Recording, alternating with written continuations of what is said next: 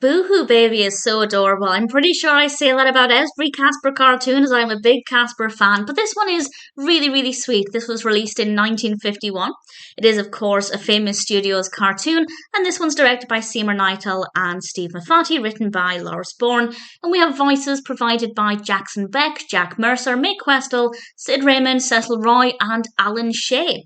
And we do have quite a big cast of characters. It starts off, as usual, with Casper wandering around trying to find a friend, and he comes across this little baby in a basket outside a foundling home. And he realizes that this baby shouldn't be on the doorstep because it's really cold, so he tries to take the baby inside. And I have to say, I found it very amusing when he tried to take the baby inside through the closed door, forgetting, of course, that while he can go through doors, baskets and babies can't. And it was just a very nice moment. And then he enters this room, the nursery, and I kind of laughed out loud when he said it looked like a baby factory. I just wasn't expecting the phrase baby factory, and it kind of it amused me. It's a very amusing cartoon in places, and the babies aren't scared of him.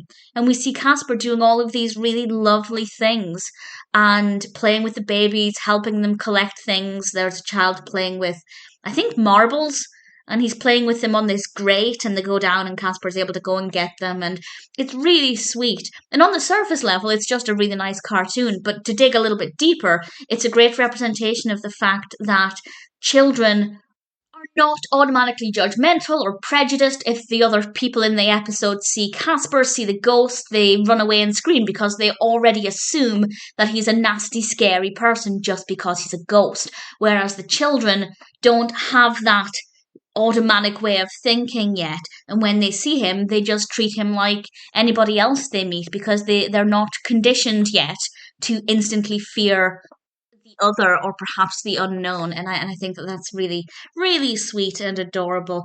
And I won't say exactly how the cartoon concludes or what happens with Casper, but I love the direction it took. I thought it was ultimately a really great way to conclude the story, and it's a really nice little self-contained narrative. The animation is stunning.